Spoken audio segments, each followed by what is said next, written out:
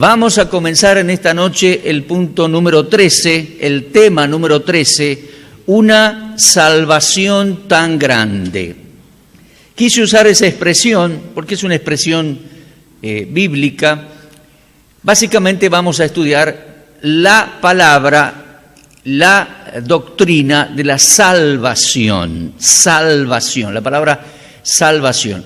Esta doctrina y esta palabra es muy amplia. Abarca e involucra todas las demás. Hablamos de otras demás, ¿cuáles? Justificación, redención, perdón, etc. Todo lo podemos abarcar con la palabra salvación, es esta. Y comencemos diciendo que la salvación para el ser humano no es ni fácil ni difícil. Para el ser humano la salvación es imposible. Imposible. Lo dijo el Señor en Mateo 19, usted lo puede leer en Marcos 10. En Romanos 8 Pablo dice que era imposible. Vamos a comenzar así leyendo en Romanos capítulo 8. Y dice versículos 2 al 4. Porque la ley del Espíritu de vida en Cristo Jesús me ha librado de la ley del pecado y de la muerte. Porque, dice, y así viene, lo que era imposible para la ley por cuanto era débil por la carne, Dios, enviando a su Hijo en semejanza de carne de pecado, y a causa del pecado, condenó al pecado en la carne, para que la justicia de la ley se cumpliese en nosotros, que no andamos conforme a la carne, sino conforme al Espíritu. Mire lo que dice allí, versículo 3. Era imposible para la ley. Era imposible para la ley mejorarnos y salvarnos por nuestros propios esfuerzos, porque éramos débiles por la carne. Éramos y somos pecadores, y por obediencia a la ley era imposible que pudiéramos ser salvos. Entonces Dios envió a su Hijo en carne humana, sin pecado. Lo envió en ser humano, en semejanza de carne de pecado, y condenó al pecado en la carne en su persona. En la cruz cargó nuestros pecados para darnos por gracia la salvación. Era imposible entonces. Por gracia somos salvos. Y dice Efesios 2, 8 al 10, ustedes recuerdan, ¿no? Porque por gracia sois salvos por medio de la fe. No por obras, para que ninguno se gloríe, porque somos hechura suya, creados en Cristo Jesús, para buenas obras, las cuales Dios preparó de antemano para que anduviésemos en ellas. Me salté una frase. Somos hechura suya. Somos obra suya. Creados en Cristo Jesús como nueva persona. Esa palabra hechura es obra de Dios, es obra de arte. En el griego es poema de Dios. Cuando termine nuestra salvación el Señor y nos transforme en gloria, cada uno de nosotros va a hacer un poema de Dios, una obra de arte de Dios. ¿Qué tal? Así que la salvación es obra de Dios. Leemos un poquito en el apunte. Dice, el Señor Jesús es el autor de eterna salvación. ¿Alguien puede buscar Hebreos 5:9? A ver si puede buscar Hebreos 5:9 y también Hebreos, otra persona, a ver si puede buscar Hebreos 2:10.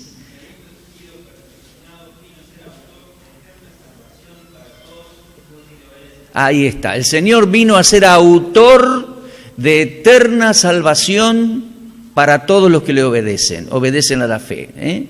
Autor de eterna salvación, el Señor. Y Hebreos 2:10. Porque convenía a aquel por cuya causa son todas las cosas, por quien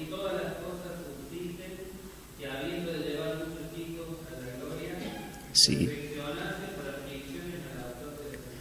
El autor de la salvación de ellos. Mire usted, el Señor es el autor de la salvación y nosotros solo recibimos su gracia y su obra mediante la fe. Dice el apunte, el Señor Jesús es el autor de eterna salvación. No cabe duda que la salvación es obra de Dios y que Dios envió al Salvador al mundo. El Señor Jesucristo, el autor de nuestra salvación. El Señor Jesús es el arquegón de la salvación, según Hebreos 2:10. Es decir, el pionero, precursor de la salvación. Y el Señor Jesús es el aitios, la causa motora o esencial de la salvación, según Hebreos 5:9. Él es el autor de la salvación. Vamos a ver algunas palabras hebreas para salvación, solo dos. Ahí tenemos, en el apunte está bien clarito. Una de las palabras es la palabra yasha, que en el hebreo significa liberación, viene de la raíz que significa ancho, espacioso, esa libertad que da lo espacioso, liberación. Y respecto al hebreo y la salvación, podemos fijarnos en el nombre hebreo de nuestro Señor Jesucristo, es Yeshua. Usted puede leer en Mateo 1:21, ahí está en el apunte, el ángel le encarga a José que le ponga por nombre Jesús. Y en Lucas 1:31, el ángel le encarga a María que le ponga por nombre Jesús. Y en Lucas 2:21, cuando el bebé Jesús tenía 8 días de edad, lo circuncidaron y le pusieron por nombre Jesús. En nuestro castellano es Yeshua en hebreo y significa, ese Ye significa Jehová o Yahvé, Shua, Jehová salva, o abreviado sería la idea de Salvador. Es el nombre del Mesías, el nombre humano, el Señor Jesucristo. Y ahí está, el Salvador, Jehová salva. En cuanto a las palabras griegas, vamos a ver 3, soter, soteria y soso. Soter, hablamos algo de ese título.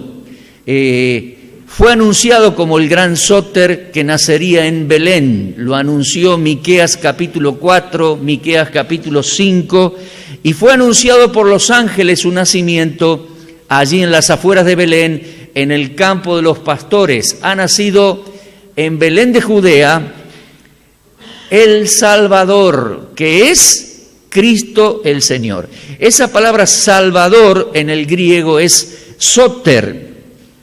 Leemos una aclaración aquí en el apunte. El título Soter se adosó al nombre de algunos conquistadores y gobernantes griegos que reinaron en Medio Oriente entre los siglos 4 y 1 antes de Cristo. Ese periodo que nosotros llamamos intertestamentario. En ese periodo, desde Malaquías a Mateo, unos 400 años, allí subió, se fundó el imperio griego, se desarrolló y cayó. Cuando comienza Mateo ya comienza con el imperio romano. Bueno, en ese tiempo el título Soter llegó a ser de algunos conquistadores y gobernantes griegos que reinaron en Medio Oriente.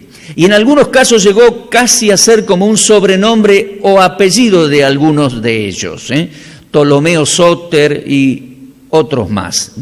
Básicamente la palabra designaba a un salvador, pero también la idea es un héroe libertador y un prominente gobernante.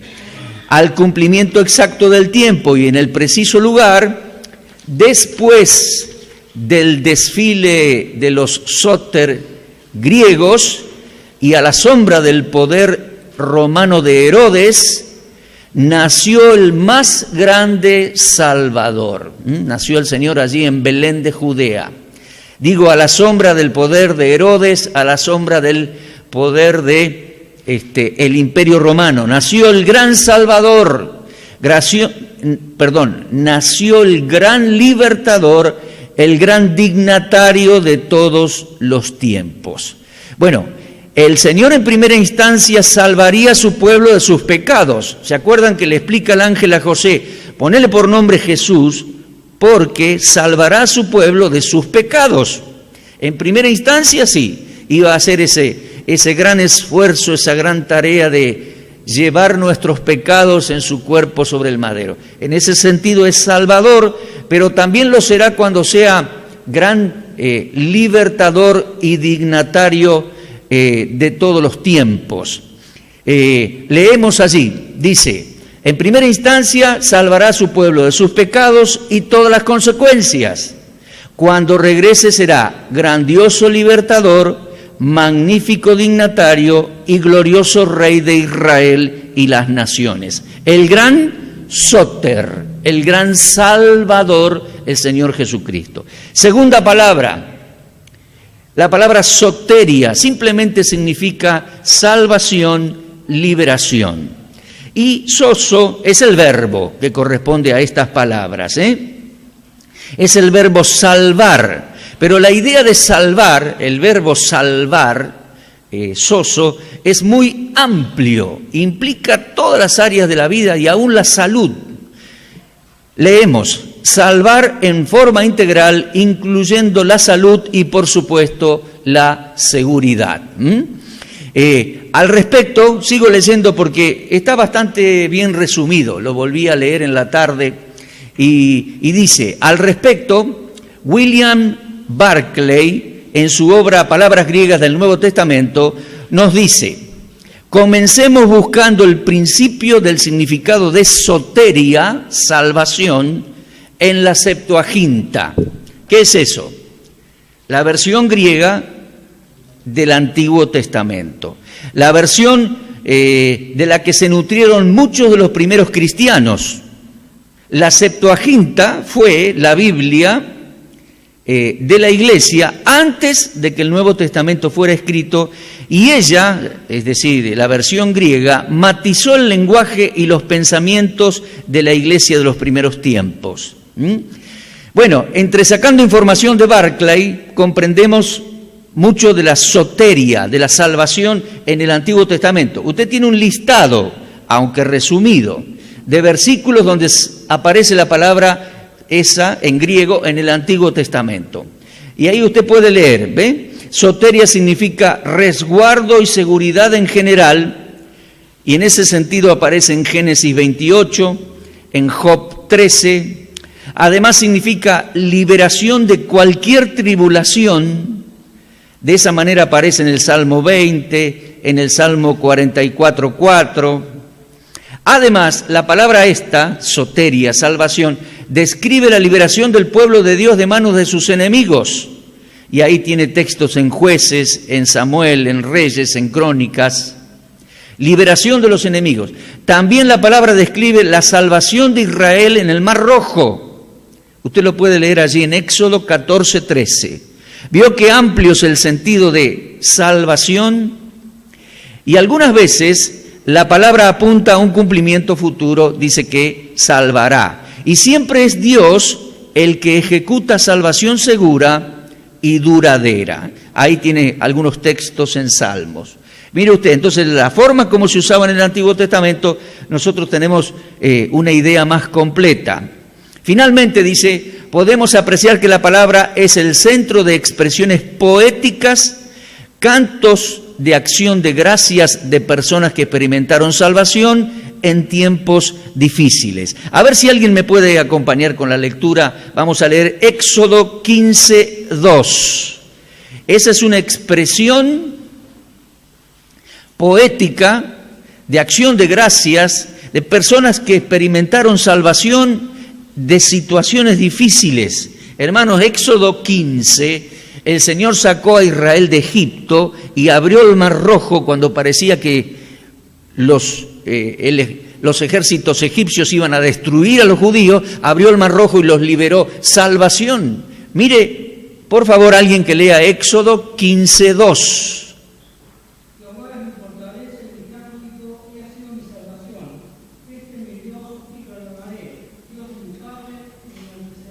Ahí está, Jehová es mi fortaleza, mi salvación, dice. ¿Cómo dice, por favor, de nuevo, hermano? Jehová es mi...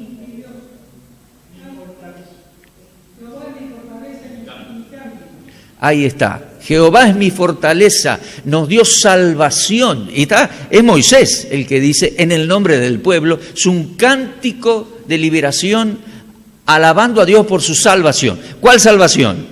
Haberlos liberado de Egipto y haberlos liberado del faraón y todo eso. Entonces la palabra salvar tiene un sentido muy amplio, de modo que Barclay concluye al respecto. Cuando los escritores del Nuevo Testamento usaron soteria, la palabra para salvación, recibieron con la palabra una cuantiosa herencia, pues el vocablo ya describía la salvación, preservación e intervención del poder de Dios en las crisis de la historia y de la vida individual. De modo que, ahí avanzo un poquito, la salvación, hermanos, es un concepto muy amplio e inclusivo.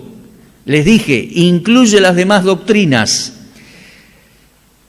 y aún incluye todos los beneficios y seguridades, incluso del pasado, del presente y del futuro. Por eso hay textos que dicen que Dios nos salvó, dice que Dios nos salva y hay textos que dicen Dios nos salvará. Busquemos juntos Tito capítulo 3. Mire por favor, Tito capítulo 3, gran capítulo para meditar en cuanto a la salvación, el capítulo 3 de la epístola de Pablo al pastor Tito. Mire, en versículo 3, Tito 3:3, nosotros también éramos en otro tiempo insensatos, rebeldes, extraviados, esclavos de concupiscencias y deleites diversos, vivíamos en malicia, envidia, aborrecibles, aborreciéndonos unos a otros. Pero, cuando se manifestó la bondad de Dios nuestro Salvador y su amor para con los hombres, nos salvó. Ahí está la palabra, ahí está el verbo. Y es una acción en el pasado, nos salvó. No por obras de justicia que nosotros hubiéramos hecho, sino por su misericordia, por el lavamiento de la regeneración y por la renovación en el Espíritu Santo. Nos salvó. Y póngalo como seguro, la Escritura lo dice, nos salvó una vez y para siempre con salvación segura, nos salvó. Ahora también hay textos que nos dicen que nos salva hoy en día. Y ojo, nos salva de diferentes peligros y de diferentes aspectos. Primera Tesalonicenses 1:10. Mire por favor, Primera Tesalonicenses 1:10. Y dice, voy a leer el versículo 9. Porque ellos mismos cuentan de nosotros la manera en que nos recibisteis y cómo os convertisteis de los ídolos a Dios para servir al Dios vivo y verdadero,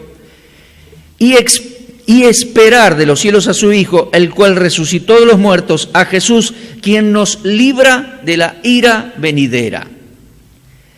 Otro versículo más, 1 Corintios 15:12. Ahí en 1 Corintios 15:12 dice, sois salvos. Lo voy a leer yo de nuevo allí. Tengo varios papelitos en mi Biblia que me resisto a tirar. 1 Corintios 15 dice, les declaro, hermanos, el evangelio que os he predicado, el cual también recibisteis, en el cual también perseveráis, por el cual asimismo, si retenéis la palabra que os he predicado, sois salvos, aquí, ahora, si no creísteis en vano. Bueno, él hace esa coma y esa salvedad, porque después va a tocar 4 o 5 veces este aspecto de que tal vez alguno creyó en vano, porque los corintios estaban dudando o no creían en la resurrección. Entonces, si alguno había que no creía en la resurrección, estaba creyendo en vacío, en vano. Pero, bueno, hecha la aclaración, dice aquí, si oísteis el Evangelio, sois salvos, hoy. Y también hay textos que dicen que el Señor nos guarda y preserva, y hay textos que dicen que nos salvará. Mire, por favor, Primera de Pedro 1:5. Primera de Pedro 1:5 dice que nos preserva y tiene una herencia reservada en el cielo para nosotros. ¡Qué palabras! 1:5 dice, sois guardados por el poder de Dios mediante la fe, para alcanzar la salvación que está preparada para ser manifestada en el tiempo postrero. Ahí están los dos aspectos. Al presente soy guardado por el poder de Dios para recibir, heredar esa salvación completa que Dios tiene preparada para nosotros. Tremendo, hermano. Y el Señor nos salvará. Mire esa expresión en Romanos 13. Así que entendamos, no hay contradicción en estas expresiones. El Señor nos salvó, seguro una vez y para siempre, de nuestros pecados, por su misericordia, por su amor, nos regeneró. Sí. Nos salva hoy en día, y podríamos leer otros lugares donde dice que nos salva del pecado, nos salva de distintos aspectos. Nos preserva y nos salvará cuando nos lleve a su presencia. Romanos 13:11 dice, y esto conociendo el tiempo, que es ya hora de levantarnos del sueño, porque ahora está más cerca de nosotros nuestra salvación que cuando creímos. ¿Pero cómo? ¿No somos salvos ya? Sí. Fuimos salvos, estamos asegurados y preservados, pero cuando Pablo dice, está cerca nuestra salvación, se refiere a la venida del Señor y la consumación de nuestra salvación, cuando nos eleve, nos transforme en gloria y nos lleve a la casa del Padre. Eso está más cerca que cuando creímos y muy cerca que está. Leemos entonces una definición aquí, un poquito más completita, aunque resumida, pero completita, de salvación. Les dije, es un término muy inclusivo y muy amplio. Salvación es liberarnos del pecado y de todas sus consecuencias y liberarnos de toda rebelión y esclavitud que introdujeron Satanás y los demonios para otorgarnos libertad gloriosa y salud integral y duradera. Mire eso, sumado a llevarnos y mantenernos a salvo de todo riesgo en el mejor de los lugares y en las mejores condiciones por toda la eternidad. Qué amplio es eso, qué profundo y qué extraordinario. Esa es la salvación de Dios. Salvación. Seremos semejantes al Señor, estaremos en la casa del Padre, con magníficas herencias, en maravillosa ciudad celestial, libres de todo riesgo, con gozo pleno, felices de ser útiles en diversos servicios por toda la eternidad. Traté de hacer una definición completa. Espero que lo sea. Es sencilla, pero es completita. ¿Y cuántos aspectos hay ahí? Sí, porque la salvación, la palabra soteria, salvación, abarca todo esto. El Salvador nos salva del pecado y de sus consecuencias. Sí, nos salva del dominio del demonio y del diablo y del demonio y la mundanalidad. Sí, nos saca aparte.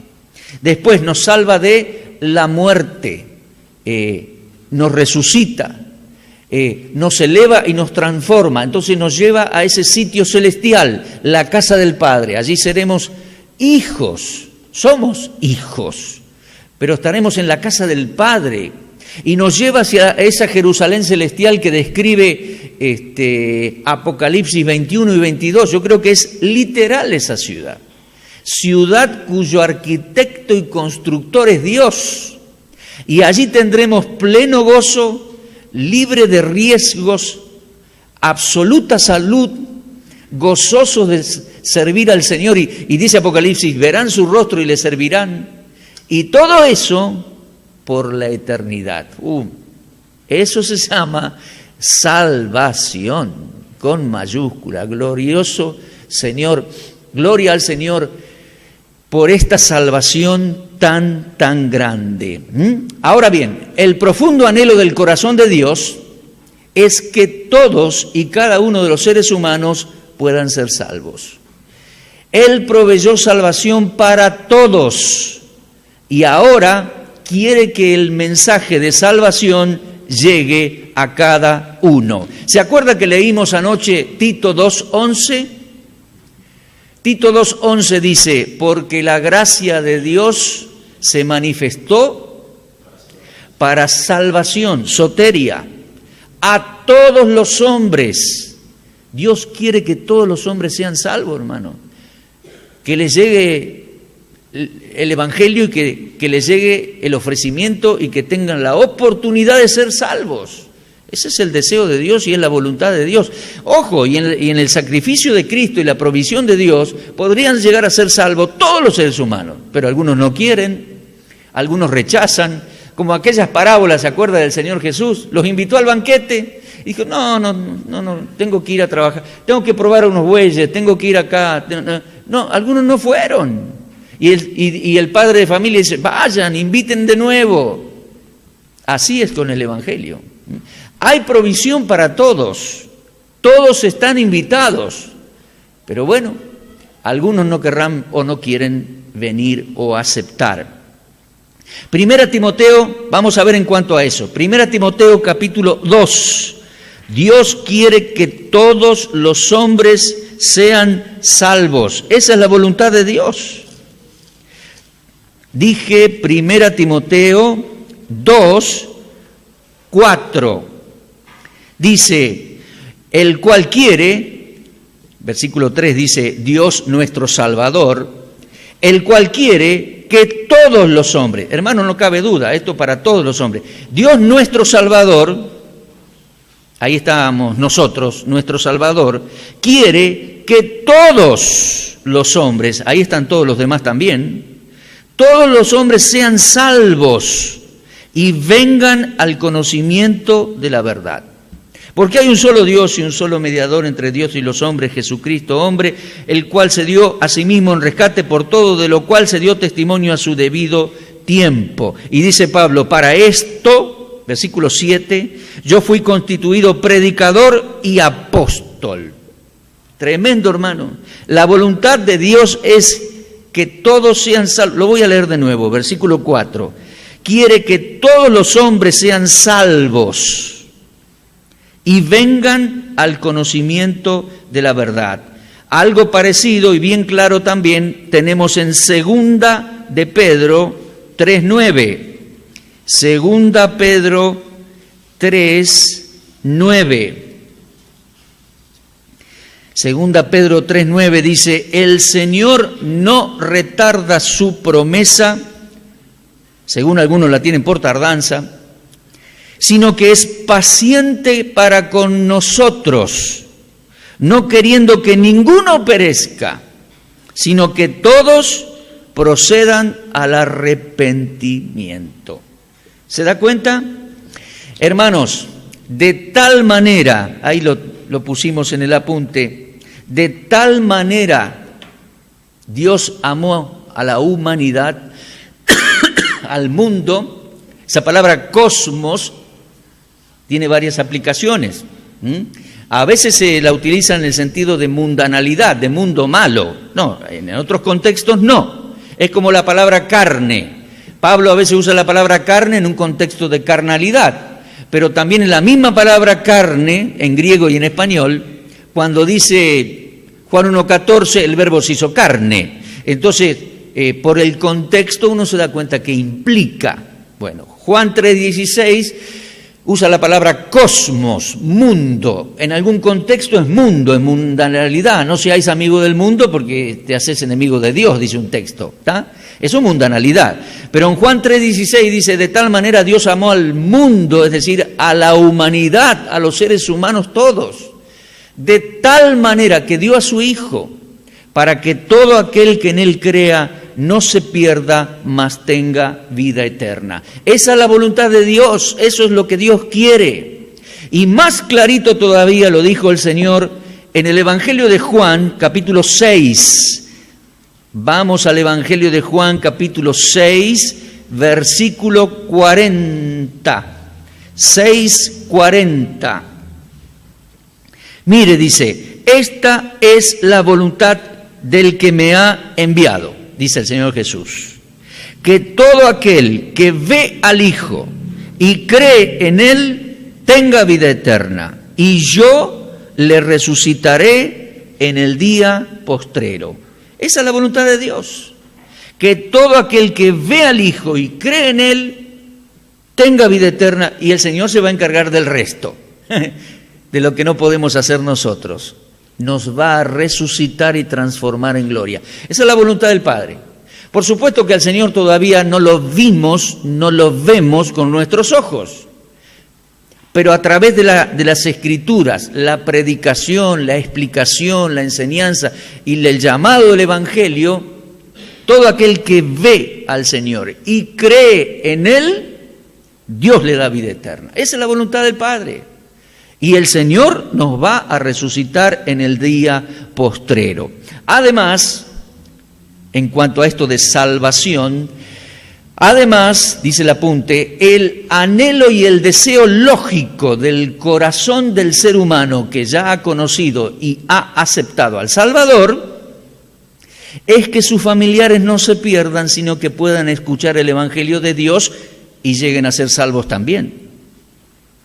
Como bien lo expresara el apóstol Pablo al escribir Romanos 10. Qué gran capítulo, Romanos 10. Y dice en versículo 1, Pablo dice, hermanos, y ahí se refiere a judíos. También esta palabra es usada por ellos, los apóstoles que fueron judíos, a veces como hermanos judíos y a veces como hermanos en la fe. Por el contexto uno se tiene que dar cuenta. En la sinagoga de Pisidia, hace silencio con la mano, Pablo dice, hermanos, y está hablando a judíos, no a cristianos. ¿Se da cuenta? Bueno, aquí dice, hermanos judíos, ciertamente el anhelo de mi corazón y mi oración a Dios por Israel es para salvación, para que ellos puedan llegar a ser salvos. ¿Y qué capítulo allí explica cómo ellos, los judíos que rechazaron al Mesías, tenían esa religión tan fuerte, establecían su propia justicia? A tal punto establecían su propia justicia con la ley y sobre todo las tradiciones de los ancianos y de los rabinos, establecieron su propia religión, su propia justicia, que dejaron de lado la justicia de Dios en Cristo Jesús. Y Pablo dice, fíjate, no está lejos de ti la salvación. La palabra está en tu boca y en tu corazón. Dice, si confesares con tu boca que Jesús es el Señor y creyeres en tu corazón que Dios le levantó de los muertos, serás salvo. Invoca al Señor. Todo el que invocara el nombre del Señor será salvo. Pero ¿cómo oirán sin haber quien les predique? Y dice, debemos enviar a predicar y debemos predicar el Evangelio. Salvedad, la vamos a repetir en la lección siguiente o más adelante. Esto de confesar con tu boca que Jesús es el Señor y creer que Dios le resucitó de los muertos, está en Romanos 10. Todo lo anterior explica que murió por nuestros pecados, que nosotros somos culpables, que murió por nuestros pecados, que resucitó, que es el Salvador, justificación por la fe, todo eso. Pero en especial hablando con judíos, los judíos hasta el día de hoy necesitan esas dos cosas. Con uno de los guías, cuando fuimos a Israel, yo le pregunté qué pensaba de la resurrección de Jesús. Y él me dijo que se robaron el cuerpo. No era creyente él.